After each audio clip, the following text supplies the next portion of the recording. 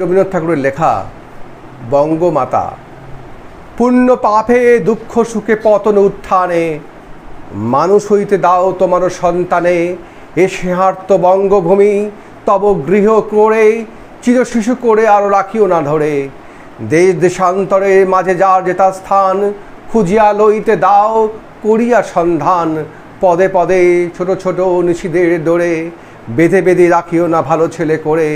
প্রাণ দিয়ে দুঃখ সয়ে আপনার হাতে সংগ্রাম করিতে দাও ভালো মন্দ সাথে।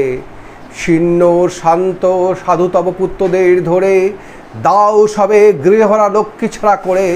7 কোটি সন্তানেরে হে মুগ্ধ জননী রেখেছ বাঙালি করে মানুষ করণে। নমস্কার।